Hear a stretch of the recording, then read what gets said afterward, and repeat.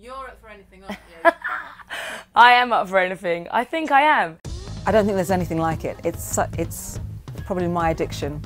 I'm addicted to radio. Definitely feels like a privilege, but also just kind of pride, I suppose, of being able to be perceived as someone who can do that. Our whole raison d'etre is to cover the news, to cover breaking news, and to generate original journalism, which is hopefully one of the reasons why we won the News and Current Affairs gold at the Sonys. I always say radio is the best medium. It gives me immense pleasure. And I feel like I'm doing the thing that I have always meant to have done. There's nothing quite like the adrenaline of pushing up that fader and starting a conversation with your audience. It's always baffled me as to why majority listeners to radio are women, but minority presenters. There seems to be so little opportunity for young women coming through into broadcasting. I know that I get a lot of letters from young people wanting to get into the radio industry, and a lot of young women contacting me saying, how do I become a presenter? I think it's a shame that they don't realise there are more levels of jobs that they can do as well as presenting. But reading the stats, seeing that like the lowest statistics of women in radio is always in the kind of tech bits, like the studio engineering and the editing. Women are great at editing. I love editing, and I know loads of women that are, and I don't know why they're not more represented in those areas. Is it because women just aren't good enough?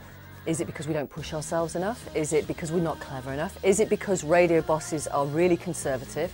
Is it because listeners are really conservative and they need to hear an older, wizened older man asking very tough questions of a politician, whereas the female sidekick just laughs at, you know, the X Factor last night or whatever? It's just absurd.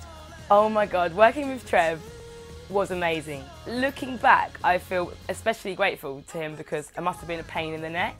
The first show we ever did, I went through his wash bags and I was like, oh, it'll be really funny. He was like, can you really not go through my wash bag? I was like, this is hilarious. I mean, I was so annoying.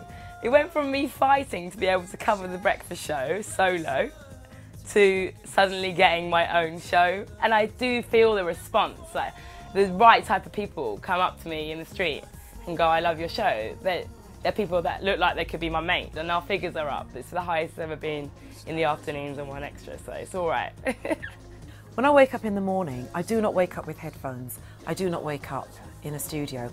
I wake up next to my husband and my 2 daughters are in their rooms. So I wake up as a woman.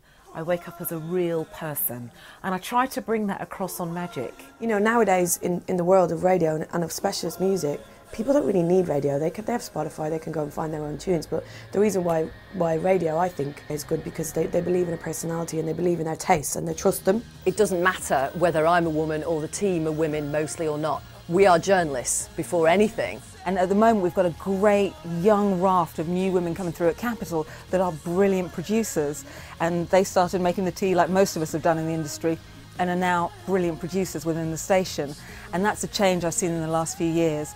I think any industry where you can create a forum where you have mentors means that people can grow and support each other and actually not just stay in an industry for a short amount of time but actually progress through the ranks and develop their careers. So it's really exciting to be asked to be a part of this organisation. I think the idea of Sound Women is nothing but positive, really. I mean, especially like when I think of presenting, like there's a massive, massive lack of females. Well, when I heard about Sound Woman, it just made complete sense. It was just like, why hasn't anyone done this before? It's amazing that there has been no debate about why there seems to be so little opportunity for young women coming through into broadcasting.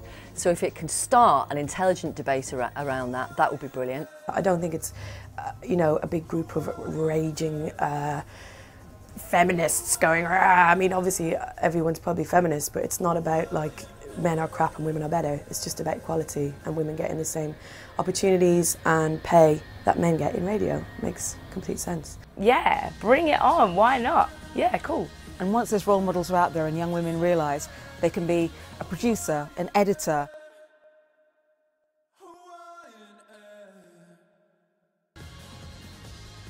I think at the moment I'm in a kind of transitionary period of my life where I feel like there's a few years down the line I'm going to want to start having a family. and you have to account for that. And I don't think I'm going to want to be travelling the world every weekend with babies or a big pregnant belly. I don't think that's going to work, DJing in the club, having like a 7-month-old bum. We still don't have one female presenter of a BBC local radio breakfast show. It's bewildering. I don't understand why.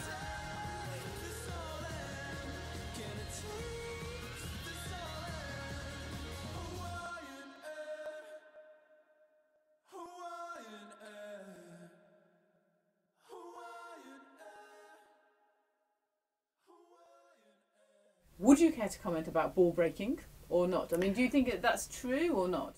Do women have to be ball breakers? I don't recall breaking any balls.